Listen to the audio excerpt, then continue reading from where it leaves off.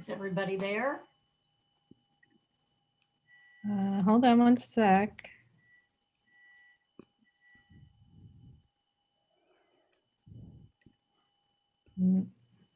Okay, here we go. It looks like we are on. All right, well, welcome everybody to our Powerful People series. We are really excited today to kick off Parkinson's Awareness Month with we've been doing themes every week, or we're planning themes every week. And so it's Move, Shout, Balance, Connect. And we thought it would be perfect to have David Leventhal join us today to kick off the beginning of the month. And you can see Nancy Bain is on with us. And David, thanks for being with us today. And Nancy. My pleasure. Thank you, Nina, for the invitation. And it's great to be with both of you. Yeah, this is so exciting. So I just wanted to give a little introduction about you, David, to the audience. We know you're the program director and the founding teacher of Dance for PD, which is offers an internationally acclaimed dance classes for people with Parkinson's in Brooklyn and through your whole network of partners throughout the country, throughout the world. On your website, it says since 2007, you have dramatically impacted the Parkinson's community by teaching more than 1,500 instructors in the Dance for PD approach in 25 cities around the world. I know you've received numerous accolades, including the 2016 World Parkinson's Congress Award for Distinguished Contribution to Parkinson's, to the Parkinson's community, which we were thrilled to be there when you received that. You're a distinguished speaker and advocate for Parkinson's. And on a more personal note, I just can't thank you enough for and feel so honored that for all the advice that you've provided for myself and for Susan and Nancy over the years. Your guidance has been just invaluable. So it's done so much for us and really helped Power for Parkinson's grow. And we just value so much of what you have to offer and all you've done for the Parkinson's community. And I just want everyone to realize that David has really, truly been instrumental in raising awareness about the benefits of dance, of movement, of social interaction, in improving the well-being of people with Parkinson's. And I know everybody's really in for a treat to learn more about Dance for PD and to enjoy like a special movement sequence led by a true master. So thank you so much for being with us today. Wow, thank you for that intro. I better just stop there because I can't match the. Oh yes, you can. I know you can. Well, thank you. It's very, very generous, and I'm so impressed and admiring of all the work that you have done in Austin and beyond. I think one of the things we've seen during the last year is how really high quality local programs can generously share programming with a much wider audience through technology. And I've seen Power for Parkinson's do that so brilliantly and without losing sight of your local mission. So hats off to you and the team for all of the incredible work you've done. Well, thank you. We really appreciate it, but the feeling is mutual. Well, let's get started here. And why don't we just start? And I know a lot of people do know about Dance for PD. And of course, people have been dancing with Nancy for many years. And she's trained with you. And she teaches our rhythm and moves class. But can you tell us about Dance for PD and your mission? I know that's a big chunk, but I can do it. I can condense it. I think it's also important to note this. We're coming up on our 20th anniversary in October. Wow. So 2007 was when we started training for other teachers and really thinking about expanding. But we offered our first class October of 2001. And I think we have to think back to that time where the landscape of Parkinson's activities was fairly barren. There wasn't a lot out there for people to do. Even a few years before that, physical activity had been frowned upon, had been counterindicated by neurologists. They were concerned about fall risk and injury. And so, you wouldn't necessarily encourage somebody with Parkinson's to go out and exercise or to participate in a dance class. So we were really on the cusp of a major shift that was fueled both by research into the value and benefits of physical activity for people with Parkinson's, and and better treatment, in which we see people living longer and therefore wanting more resources, wanting more things to do to maintain well-being and quality of life. Why dance, though? I mean, if you were to sit down and say, if I were to think of a movement form that might be challenging for someone with Parkinson's, you might come up with dance and say that, it's fancy footwork and difficult rhythms and a lot of balance required. But it's actually, it's exactly those skills that dancers work on that are valuable for people with Parkinson's. And if Nancy and I can break those skills down into manageable pieces and make them enjoyable and delicious, then you're actually going to want to work on those skills in a safe and creative environment. So that's... I think we might want to pause for 1 second, because I Sure. think we might be having trouble with or people hearing us. Okay. When I'm sorry, David. No worries. Enjoyable and delicious, then you're actually going to want to work on those skills in a safe and creative environment. So that's... I think we might want to pause for 1 second, because I think we might be having trouble with people hearing us. Okay. I'm sorry, David. No worries. That sounded pretty good. But we can certainly pause. Okay. I think we're okay. Okay. So should I continue? Yes. Yeah. Yes. Okay. I mean, the idea, and this idea came from a woman named Ole Westheimer, who is the leader of a support group in Brooklyn called the Brooklyn Parkinson Group.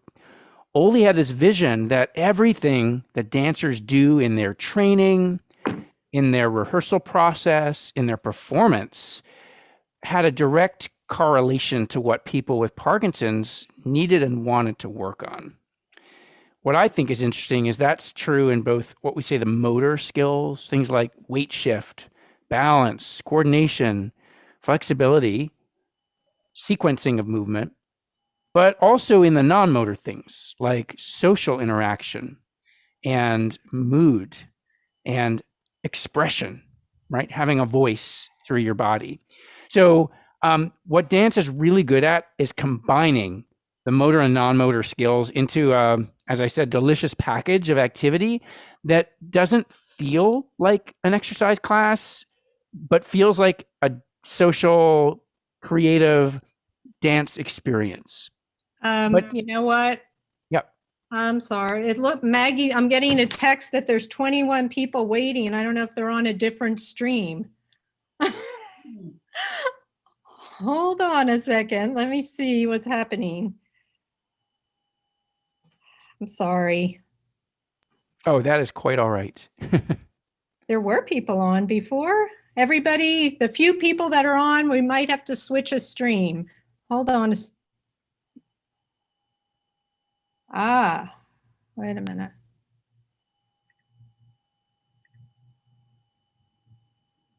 Yep, it's on. Let me, hold on. I think I'm just going to stay on here and give them this stream.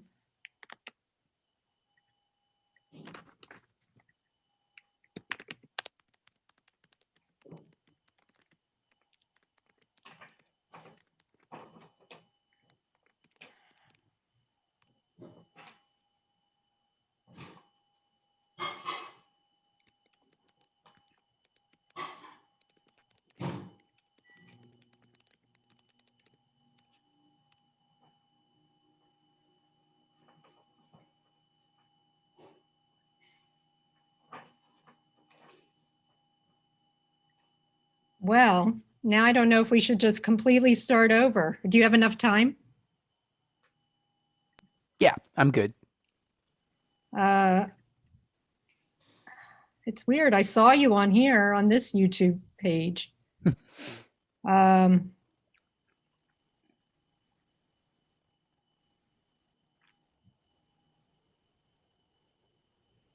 I'll defer to your judgments and happy to start again, or I don't know if we have to start all the way at the beginning. We can kind of just no, go but into yeah, our. maybe, yeah.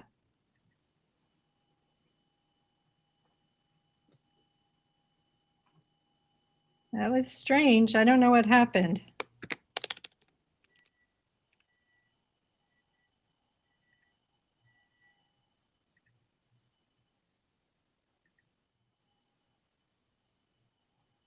Just wait a couple more minutes.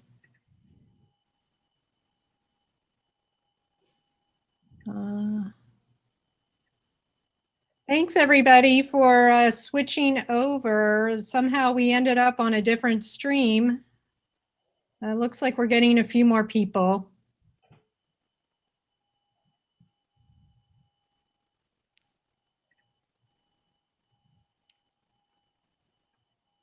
Okay, all right. It looks like we have 17 people now on this stream. Great. Okay, well,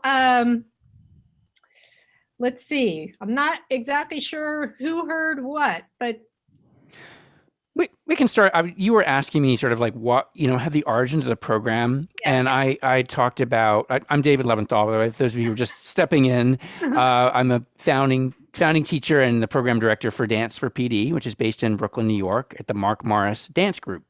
And this is, as I was telling Nina and Nancy, this is coming up on our 20th year.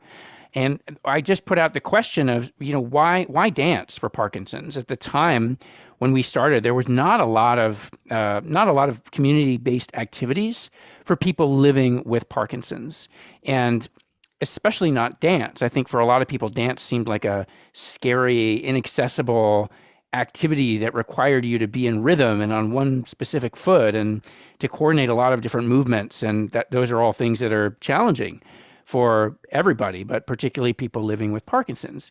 The visionary behind this program, a woman named Oli Westheimer, thought otherwise. She really felt like actually the skills that dancers work on to achieve, performance and sustain their careers are incredibly valuable for people living with Parkinson's. When you think about what dancers do in terms of, being able to shift weight, being able to find their balance dynamically at any time, being able to express ideas and stories with their bodies, coordinating different kinds of movement at the same time, dealing with different movement qualities, integrating music and rhythm as a driving force behind movement.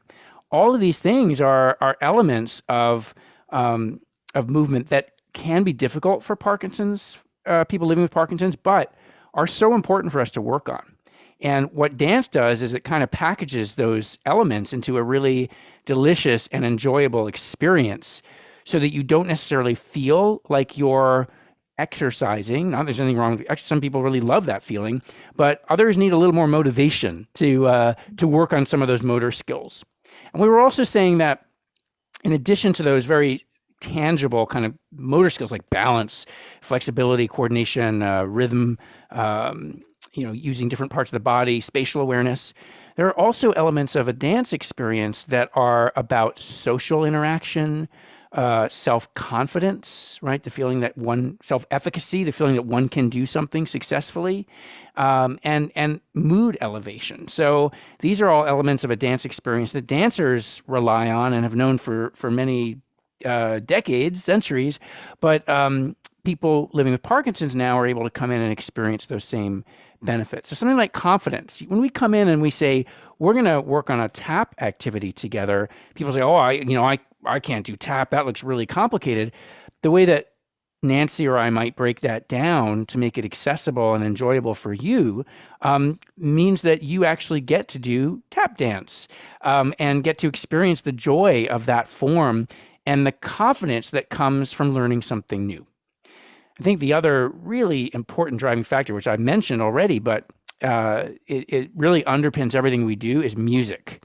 and not just music as like a background sort of to distract you from something that might be not that interesting, but actually music as a tool that supports movement rhythmically, melodically, harmonically, emotionally, right? When you're invested in a piece of music, whether it reminds you of something or it's something you really love listening to, you want to move to it. You want to engage in it. You want to express something to that music using your body. So music is an incredible tool, and we use it as a fundamental building block of all aspects of our class. And I thought actually I would just give you a little example, because I think of there are really four ways that we ask our participants to think like a dancer. And these are things that you can do in your daily life, whether or not you're actually in a class. So I always like to think that wherever you are in the world, you can put on your dancer cap and you can use these skills. So the first one is imagery, right? Using imagery to support your movement. So dancers do this all the time because we're not just thinking about the what of the movement, we're thinking about the how. How am I going to do this movement? What am I trying to say with this movement? You can kind of think about it like an actor, right? An actor is not just reading lines, they are investing motivation and meaning behind those lines. That is exactly what's happening in dance. It's just that it's movement instead of words, right? So if I were to take a very basic movement like this, which you might do in an exercise class, right? And I could just, in an exercise class, I might say, well, we're going to do 4 of those in each direction, right? Just getting your wrists moving and your fingers moving, okay? Right? So that's a nice stretch. Then I might say, let's think about just flipping your hands a little bit. Some of you might have to do this when you go see your neurologist as well, right? Flipping your hands, just getting that rotation. I'm thinking about this very mechanically now, okay?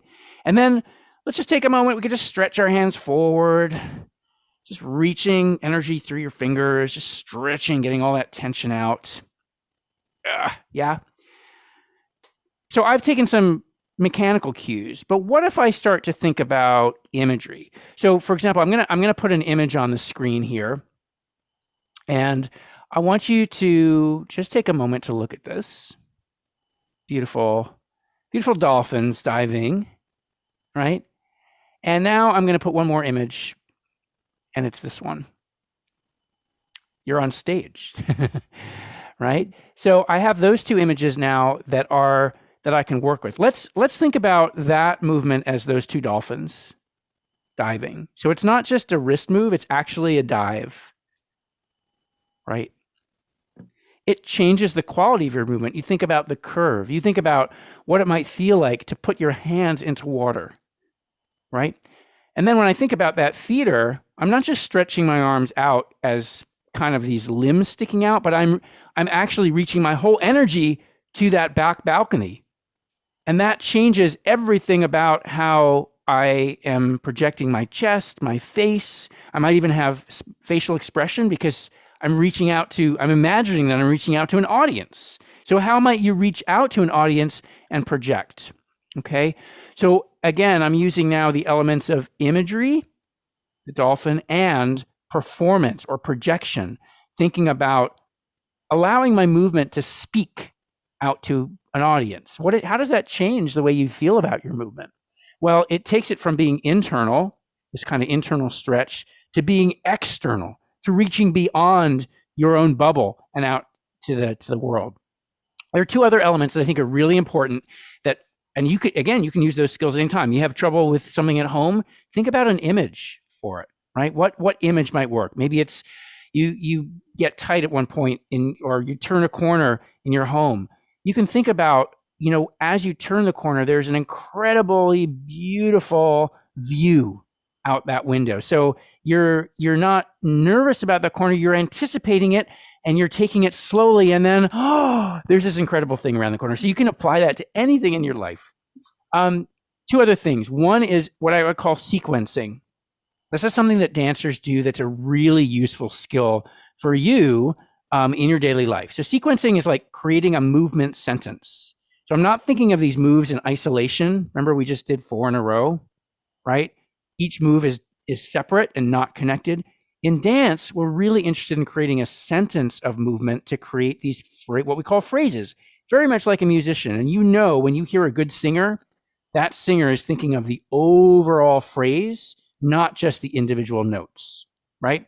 You've heard this if you have kids who are learning an instrument. At the beginning of that stage, they play each note like it's a separate note, right? 3 blind mice, da, da, da. But as they get more advanced, da da dee, da da, it starts to get phrased. They start to think about it as a whole sentence, and that's exactly what we want to do with movement. So we might think about this as a dip, dip. Here's a gift being offered to you, and you're going to bring it back to your heart.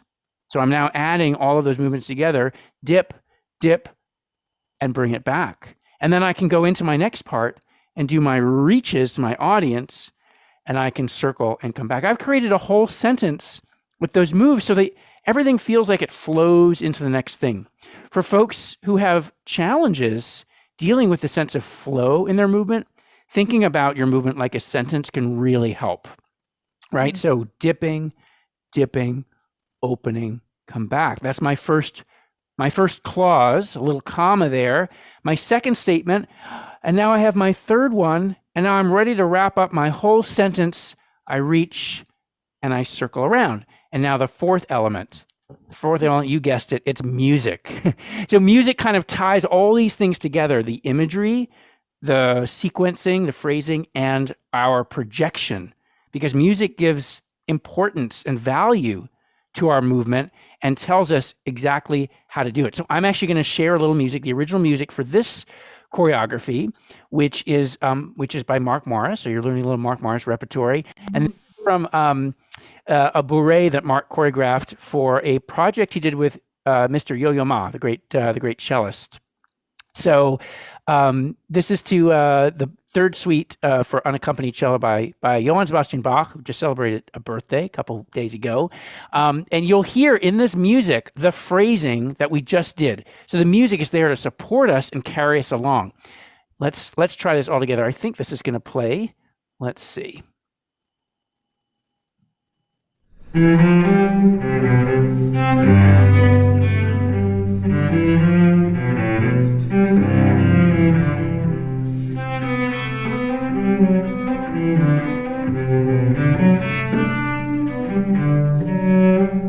can try it with me if you'd like.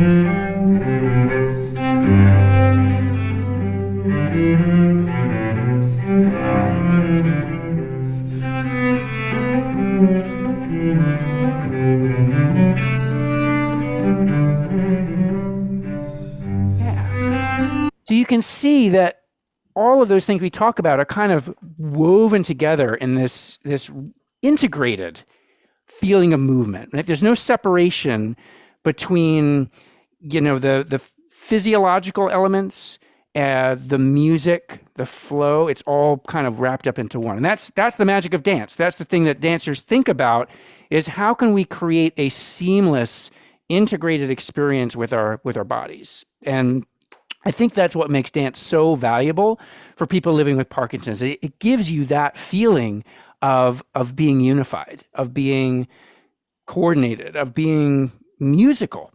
I think about the famous book by Oliver Sacks, which became a movie, Awakenings. And in that book, one of the people who is dealing with Parkinsonian symptoms is not actually Parkinson's, because it was from an encephalitic virus that was common in that period in the 30s. But this person talks about being unmusicked in her body. She feels like music has been taken out. And I love the idea that what Nancy and I are doing is helping people re-music their bodies, because music is, just such a powerful tool to create a sense of flow and unity in our bodies.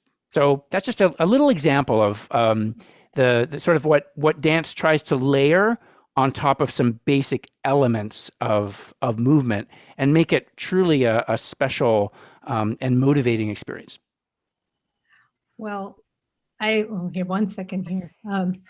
Well, I love your description, and it's just so incredible what you've done. And I've seen, of course, Nancy in action and so many of our participants, and the magic that she's been able to create in so many performances.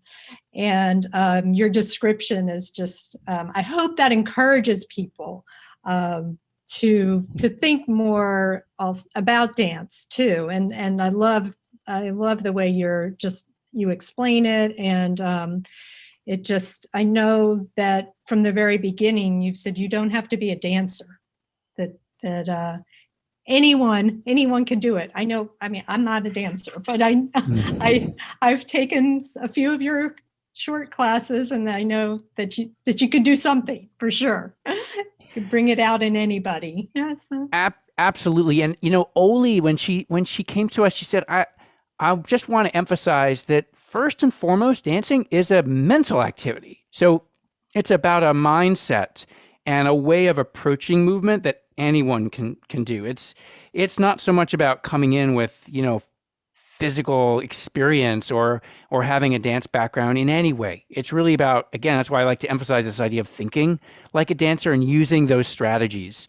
And in our classes, we use many different styles. I think that's the other thing that differentiates this program, is that we draw from things that we think will be useful and enjoyable for people, and that's a very broad spectrum. So that's one of the things that makes it really enjoyable for people, because you might not like every single thing in the class, but there's going to be something, whether you're a Broadway fan, you'll do some Broadway stuff, or whether you love opera, you'll bring in something that's more classical. So there's something for everyone. And that's really what we try to listen to the community. I know Nancy does this beautiful job of this, really listening to what people like and what motivates them, what styles they might be interested in, and adapt the class to meet those preferences. Yes. Yeah.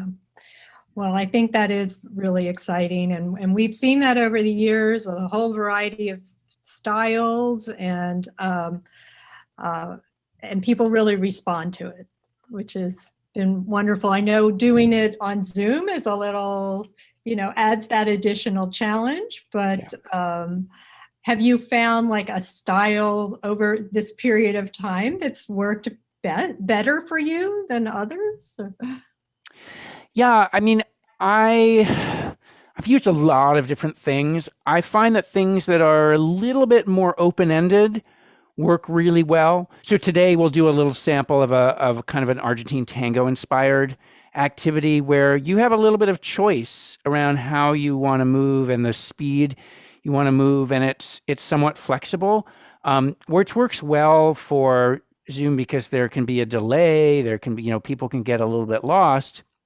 I do try to also keep the movements quite simple on Zoom because it's very hard to learn dance from a screen. It's hard to learn anything from a screen. Yeah. So, and there are certain things I don't do in this medium where I don't do turns, whereas in the studio I do, safe turns.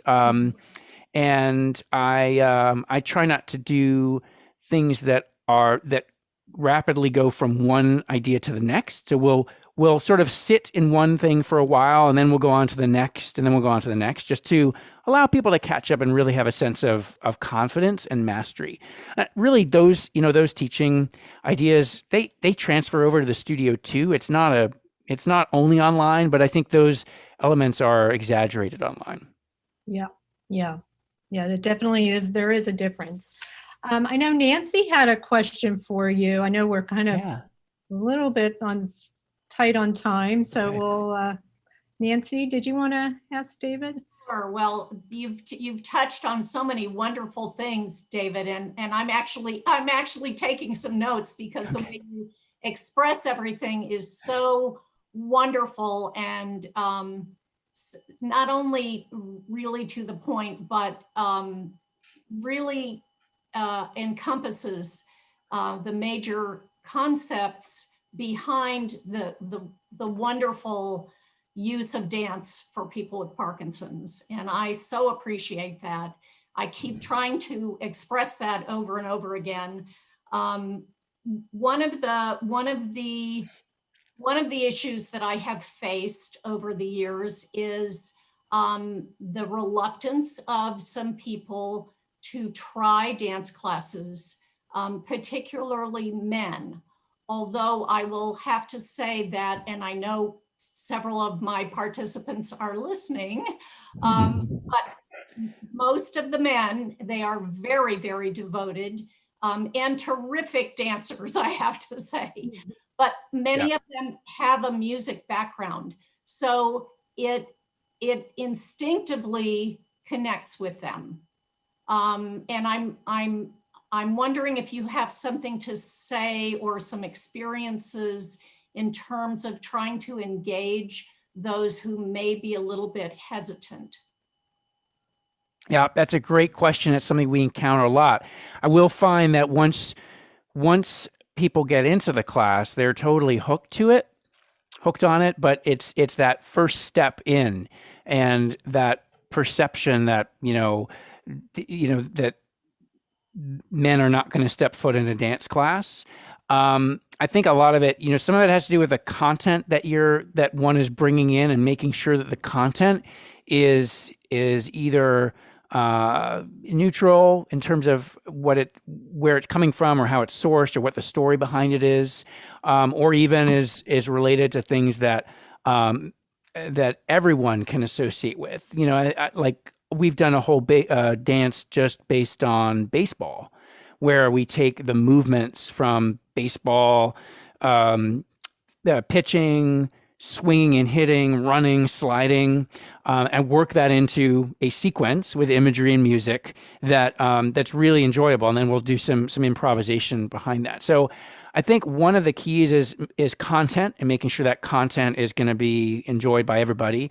Another is just sort of an incentive or motivation. So often we will have an easier time if there's a partner or a friend who's kind of encouraging that person to come and join in, and often I think men come because their partner is encouraging them, or is attracted to it and has less anxiety or concern about it.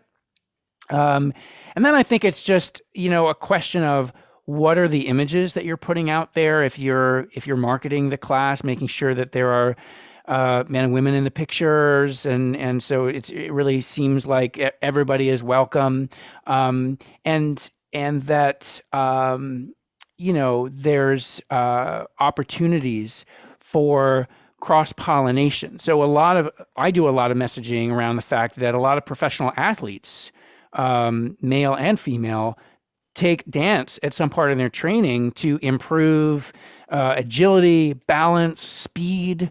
Sugar Ray Leonard, Muhammad Ali, both took dance at some point in their training.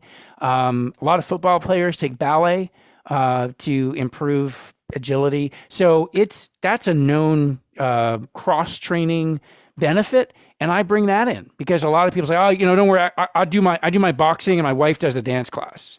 It's like, actually, boxers take dance and dancers box. It goes both ways. We need to cross-train that way, and people living with Parkinson's need to think of themselves as athletes. And so as athletes or as dancers, they need to cross-train. They need to do all of the above. It's not a one or the other. Absolutely. I totally agree that, and the more variety that you can experience as a person with Parkinson's, I believe, and what I've seen is the more benefit you get. Absolutely. Yeah. And we've had boxing programs reach out to us and say, can you do like a 15-minute dance session before the boxing class? Because they find that it actually helps people find support and move their feet with more agility and confidence and weight shift. And so I think it all kind of works together. So that's great. Yeah. Well, I do love that message that you're sending, and for us, because we offer a variety of exercise types of classes, our strength and balance, a brain and body, move and shout, and the rhythm and moves, plus a more yoga type class. So we like to try to find that balance, and we really hope that everyone tries everything and will participate in all those different. And singing. And singing. And singing. And I forget singing. We have a vocal exercise singing class each week too. So we try to, reach a variety of different angles. But I think that the dance is one that some people are reluctant to try. But I hope those of you listening might and haven't tried yet will certainly join Nancy and consider trying Dance for PD as well. And let's see, we have a couple questions, and I know we're running a little late, but one thing I just want to ask you, David, about our audience getting involved with your program and the availability. I know you offer your program for free like we do. So what would they need to do if they wanted to give a class a try? Oh, it's really easy. So our classes are offered almost every day at different times a day. We want to make sure that whatever people's schedules are, we can meet them where they are. So I will post. I don't know if our chat goes out into YouTube. Does it? Probably not. No, but we can put it in. I can put it in our chat, in the YouTube chat. Yeah. So it's just our website is danceforpd.org. And you'll see in the upper right corner, you'll see a list of the week's classes and a link to our at home page. And then once you're there, you'll just see a kind of like a calendar matrix of all the classes. And then we have a policy where you don't have to pre-register. You basically just click on the button of the class you want to take 15 minutes or less before the class. And then actually you fill out, name and email, and it pops you right into the Zoom meetup. So my classes are on Mondays at 10 a.m. Central Time, 11 Eastern. And then there are wonderful classes all week. That we actually have what we call pro class, which is all standing. It's an all standing class for people who are comfortable with that environment. And that takes place Tuesdays at 4:30 Central. And we have another dance class Wednesday at 2 Central. Pamela Quinn, who is someone living with Parkinson's and a dancer, teaches Friday afternoons. Great teacher as well. We have a Pat Hall teaches a wonderfully very popular class on Saturdays. So some people don't have anything to do on Saturdays. It's I think at noon Central Time, and she draws from dances from the African diaspora. A lot of material from West African dance, Afro-Caribbean dance. Really great class that Saturday. So there's a lot, and it's all free. Yeah, that's great. That's really great. Well, let's see. If you don't mind, do you have a time for a couple questions before we do the movement? Let's see here. Well, our friend Robert, who is also one of Nancy's students, he and this is actually along the lines of something I wanted to ask you as well, but he said, how much of the elements of the program are based on intuitive insights, like the dolphin analogy that relates to him, and how much in combination with hard data? And I just want to add on to that I know that you've been involved in a number of studies in the Dance for PD program. So maybe you can also just touch on that a little bit, and if there's anything else going on in the work. Sure. Yeah. Great question. Thank you, Robert. So there are now 42 peer-reviewed published studies on the impact of dance on people with Parkinson's. Some of them are smaller scale, so small cohorts, but they all point to a range of benefits related to the motor and non-motor elements we were talking about. A lot of what we do in class is supported and backed by the research. We're doing it because it's what dancers do in their training, but we feel confident in doing it because it is supported by the research. So actually, mindful imagery and using imagery in the service of movement, there's quite a lot of research on that. Is there research specifically on dolphin imagery? Not so much, but on using imagery to support physical movement for athletes, for dancers, yes, there's quite a bit of work on that. There's a lot of research on the motor elements of what happens in the class, so weight shift, stride and gait speed. There's a lot of good research on that, probably more on the motor things than on the non-motor elements and sort of quality of life elements, but there's more. There's actually some really interesting recent research on cognitive improvement using dance class for people with Parkinson's. And that's something I'm really happy to see, because it makes sense intuitively that because dance is first and foremost a mental activity, that we're stimulating a lot of those cognitive skills through dance, but we hadn't seen a lot of research on it. And now there's a really good study from a team in Australia looking at cognitive data and improvement over the course of the dance experience that we're really happy to see. Yeah. So yes, it's pretty much everything we do is backed by the research, but our choice in including it always comes from an artistic perspective first, and then we're just making sure that yes, that is supported by the research. So it's more like we've been doing, dancers have been training this way for hundreds of years, if not thousands of years, and the scientists are catching up to understand, particularly neuroscience is really interested in how dancers use their brains to process and execute movement. So they're kind of catching up and trying to figure out why we're able to do that and how it works and what elements of the brain are working together to create this movement experience. Yeah.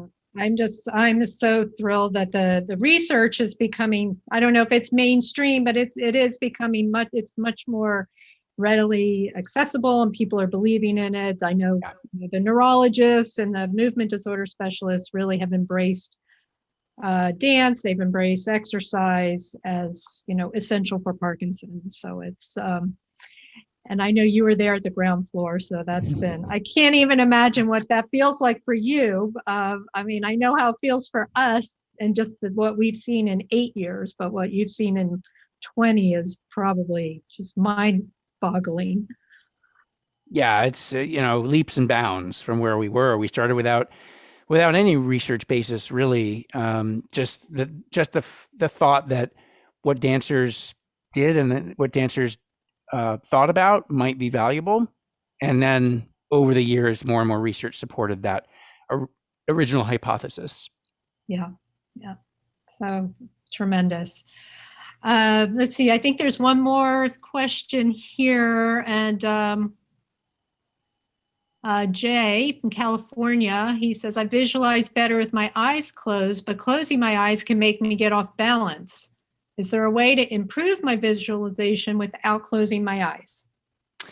Yes, great question. So we do some activities with our eyes closed. The big secret to this is just be sure that you're seated for those visualizations, and make sure that you're using a wide base. So just to give you an example, here I have my chair behind me. So for closed eye visualization, I would not keep my feet here. I would bring my feet out here, and you have a full range of movement here. I actually use a swivel chair. So this I find very helpful because I can move all around, and in my visualizations, I have that support, but I also have a lot of flexibility. If I find myself going too far forward, well, because I have that wide base, I can always bring myself back. And so I would experiment with your visualizations seated to start. And then of course, as you get more advanced and more confident, you can always use a chair, and the same principle, nice wide base. As long as you're holding onto that chair and the chair is nice and heavy and stable, you can do quite a bit here also with your eyes closed. But you want to make sure your chair's not going to tip, because some people with their eyes closed get carried away and they start to pull the chair off. So you might want to make sure it's really anchored, or even use something on the wall. And that's a great technique. Some people also will actually lean against the wall. I have a curtain here, so I'll just simulate it. But if you just bend your knees gently and lean into the wall, you can have a wonderful experience, kind of like a cat scratching its back. But there's a lot that you can do kind of against the wall with your eyes closed, and you always know where that wall is, so it'll give you a lot of support. So I hope that's helpful. Because yes, imagery, just having to rely on kind of that internal sense of movement is a really valuable skill. Just we don't always feel comfortable getting there because we need our eyes for balance. Yeah, that's really good advice. Thank you. Well, since we're getting kind of late on time, and I think everybody would love to take see you conduct at least a short class for us. A movement sequence would be fantastic, but Yeah. I just can't thank you enough for everything that you've done. And I know some people missed the introduction at the beginning, but, and hopefully we'll put that together. So people might want to go back and look at that again. And we'll put that together before we post the final version. But I'm going to spotlight you, David, and I'll let you get going. Thanks so much. Well, it's my pleasure. I thought we would do just a little bit of movement together. I know we don't have a lot of time, but I thought maybe 3 or 4 things just to kind of have the experience and maybe think about some of what we talked about and see if it resonates in your own experience of dancing. So I'm just going to move back a tiny bit so you can see me. Everything that we're going to do right now, I'm going to do seated just for safety, but if you feel like you want to do it standing, you're welcome to do that. I can't actually see you. One of the nice things on Zoom is I can actually see folks and make sure that they're standing safely. But you know your own body, so if you want to do any part of this standing, you're welcome to. But I'm personally going to demonstrate seated today, just so we have that sense of support and security. So I'm going to start just with a very lovely kind of slow experience, just to start to get us moving in a space, and then we'll pick it up a notch just a little bit here. So let's start with this nice and slowly. And I'm just going to bring this on so that you can actually hear it. Okay.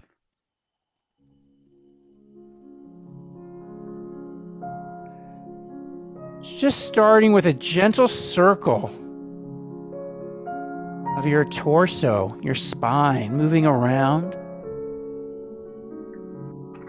And can you, kind of like an octopus, can you allow your arm to be pushed by your spine? Not a big arm movement, but just feel the motivation from here, from your chest, from your back. Again, I'm moving all the way around the other direction now.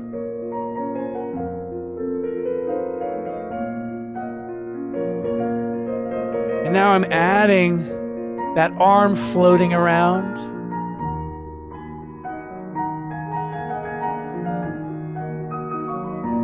Good, and just take a breath, allow your arms to come up a little bit and softening down. Now, like you're in a boat, just gently rocking side to side. Gently rocking, feeling your weight pouring. You can actually exaggerate that by pressing down.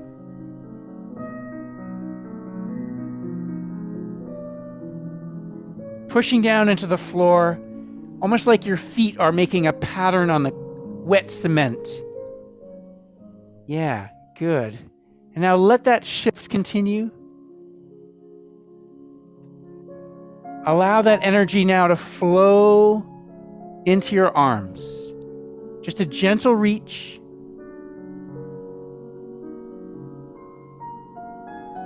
Still feeling like you're on that rocking boat side to side.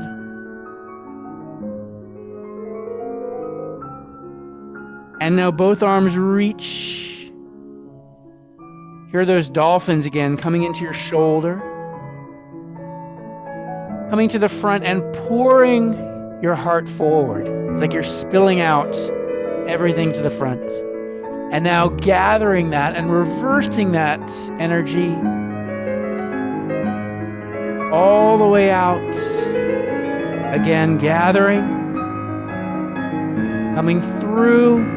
Elbows reach, expanding as wide as you can. Creating little circles from the bottom. It's almost like a fountain. And over time, that fountain gets a little bit higher. It bubbles up.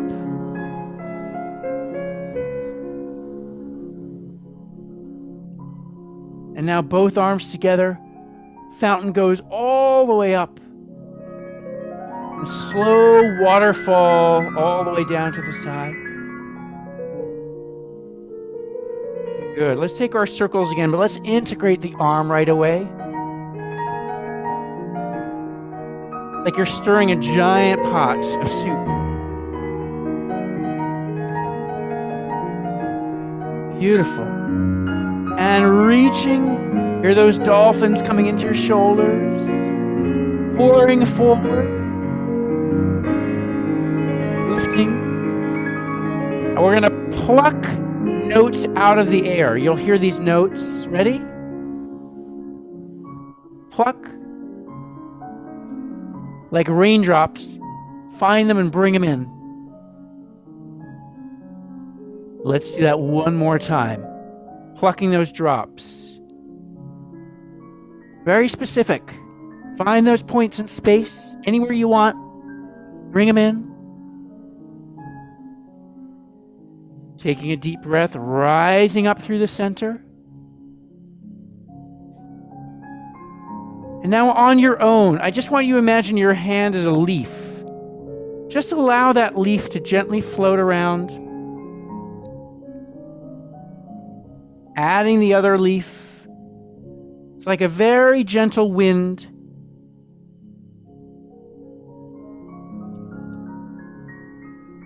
A little gust. And allow those leaves to float down.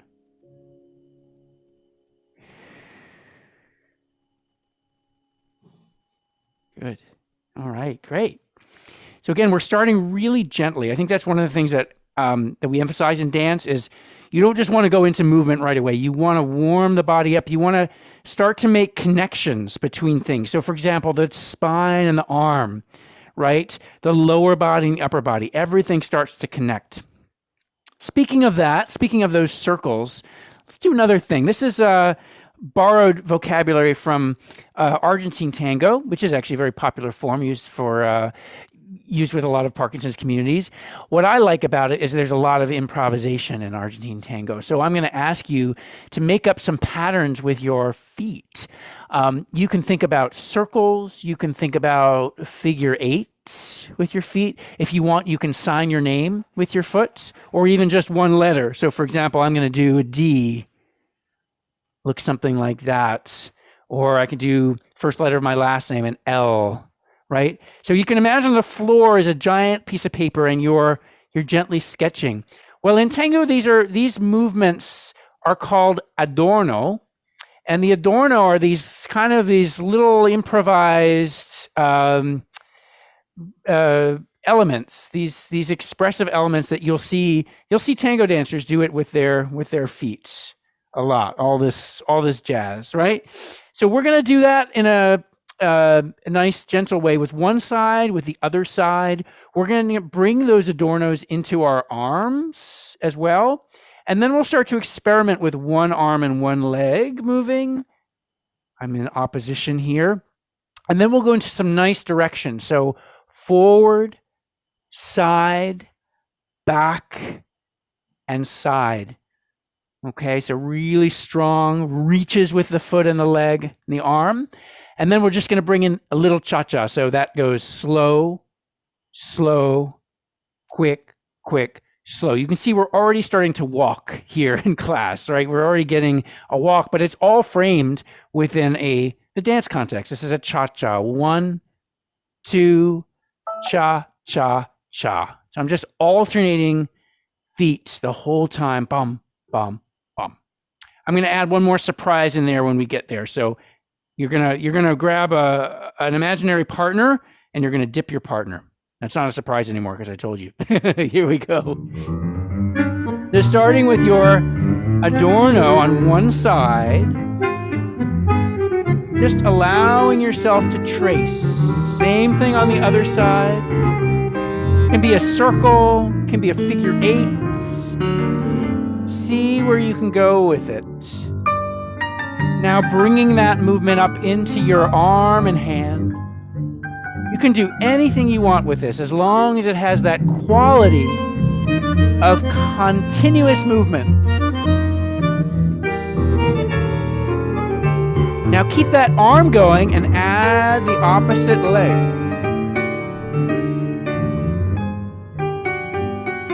Good, and now get ready to switch. Thinking like an accordion, so a lot of air and resistance. Let's reach to the front. And in. And side. And in. Here's where that accordion quality comes in. As I come in, I'm not rushing back, but I'm taking my time. Let's try that same quality with the other side. So I reach. And I reach to the side. Good. And I reach to the back just a little bit. It's always hard to move to the back in a chair, but it's possible. Let's go into our cha-cha. So this is a little bit more rhythmic. Step, step, cha, cha, cha. 1, 2, 1, 2, 3, 1. Good. Back to our points a little faster now. Same quality of movement, so expanding and retreating.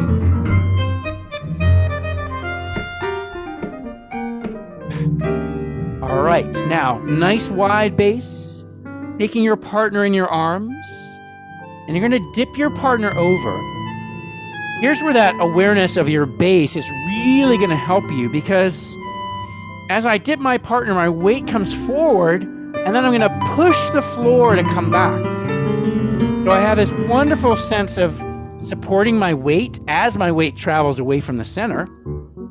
And I can always come back to center by pushing into the floor. Which is a really good awareness to have. Pushing into the floor and coming back. Let's do one more set. And let's come back to our adornos, and let's do one whole side moving. So foot and hands are moving together, or they can separate a little bit too. They don't have to do exactly the same. But make it dramatic. As big as you can. Let's switch sides and...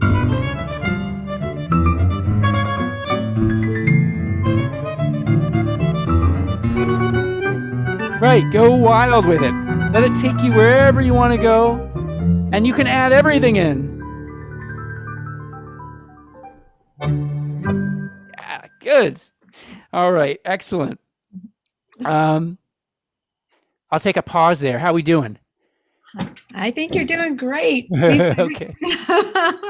I hope everyone was out there dancing with you. Yeah. Listen, I have a few minutes. I'll do one more thing and then we'll wrap. Does that sound good? Yeah, that sounds perfect. Okay. Yeah, thank you. I was going to do a little Bob Wills, but I think because you get a lot of Texas stuff, I'm going to do a little West Side Story, a little New York export for my friends in Texas and beyond. So this is a little homage to West Side Story, and so the physicality of this is very different from what we just did. That's why I'm interested in bringing it in. This is much sharper. It's much more percussive. Think about that image we had of the stage, right, of the balcony back there. So all of these movements need to be read by the people who bought those $20 seats in the very back of the balcony. So don't hold back here. We want everyone to understand what those movements are, and we're going to take just some really nice strong pointing. So you can imagine: are you a shark or a jet?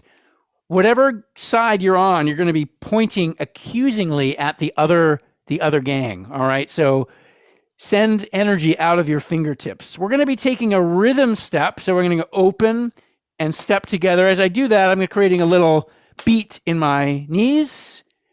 If that doesn't feel comfortable, you can also take that as a clap. Right. That's our rhythm step. We're going to take what I call a splat walk. So if I were standing, it would look something like this.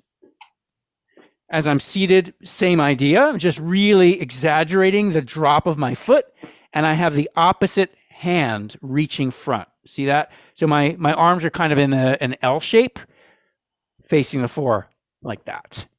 I'm going to expand and I'm going to retreat, and I'm also going to expand and explode. Okay. Those are all of the ingredients. We're just going to kind of do a sentence of those into our West Side Story element, and then we'll wrap. All right. So you want to feel tough here. You want to feel grounded. What we mean by grounded is really connected to the floor, feeling your feet pressing down, feeling that connection to the earth. We are grounded, but we're always ready to shift and always ready to rumble in our characters here. And we have the wonderful Marian McPartland, great jazz pianist, with her version of Cool.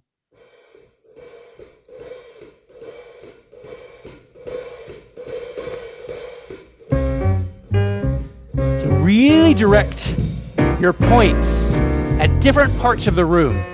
Think about all the space around you. Rhythm step.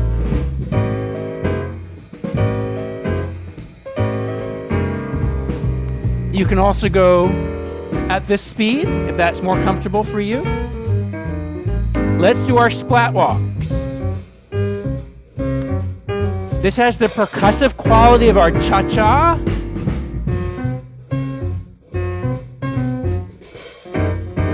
Anchoring both feet and expanding and retreating. You're not quite ready to rumble yet. And expanding.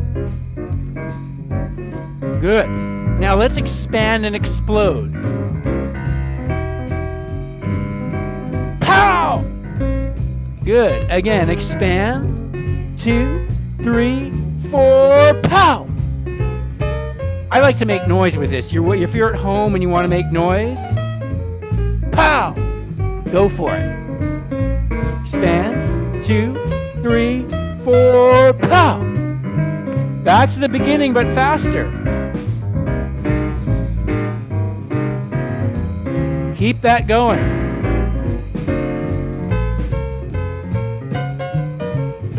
Rhythm step. Regular or faster, up to you.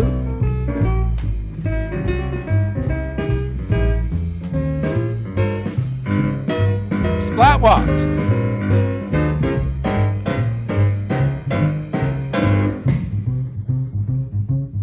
Keep it coming.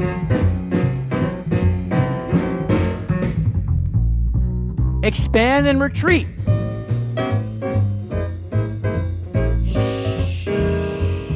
One more. Good. Right back to the beginning. Point somewhere you haven't pointed yet before. Maybe behind you.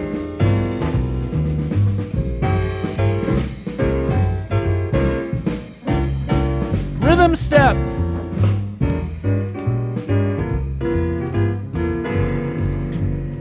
Splat walks.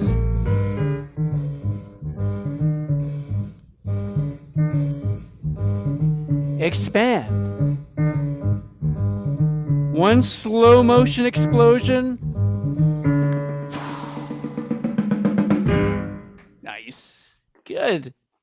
So I think you can see even within that faster dance, we get a whole set of qualities, right? And a whole different set of ways that we can play with a basic vocabulary of movement in terms of speed, in terms of attack, direction, level. That's one of the things I think that people love about the dance classes is that it really expands their movement vocabularies. It changes the way they think about dance and their own bodies and think about movement in general. And then they go out in the world and they're like, oh, I have all of these possibilities that I didn't know were available to me. And that is very empowering and I think liberating for a lot of our dancers with Parkinson's. So I'll stop there and just real gratitude to you and to everybody who joined us today. Thanks for being part of this this convening. Well, I think that was just fantastic. We got some great feedback here, and it sounds like people are really people enjoyed it. We have one participant who says she combines Power for Parkinson's and Dance for PD for her go-to exercise classes, which is exciting. And I think, you know, all the information you gave us about dance, I think is really compelling. And I hope that a lot of you out there, if you haven't tried it, you'll certainly do it. And whether you join Nancy with us and you join Dance for PD, there's a lot available and can really brighten your world and help with your Parkinson's. Yeah, absolutely. And I just want to emphasize that, you know, we work really closely and support all of our colleagues who are doing exercise classes, fitness classes, boxing, Tai Chi, physical therapy, occupational therapy. It's, you know, we really, I think, see ourselves as a team working to support you and nourish you and help you live and manage well. So again, it's not a like, should I do this or that? It's really about creating the right portfolio of activities for you. You know, dance has I think the gift of working really well and in a complementary way with many other forms of Parkinson's activity, exercise classes, boxing classes, Tai Chi, yoga, all kinds of it all works together. So I just want to say that because sometimes people are like, oh, do I have to do this or that? It's a both and sort of situation. Yes, I think that's the best thing. Just doing as much as you can and do what is fun. And but this certainly is. And this was just fantastic. It was great to see you and to have you on. It's been a long time. And I'm excited to see what happens. So, and hopefully you can get back to in-person classes soon. Yes, we hope so. And same for you too. Sounds like you're close. So that's good. Yes. But thank you so much. Thanks so much, David. Nancy, thank you. Thank you, Nina. And such a pleasure to be with you both. Okay. Enjoy the rest of your day. Thanks, Thank everybody who's joining us today. We'll see you tomorrow.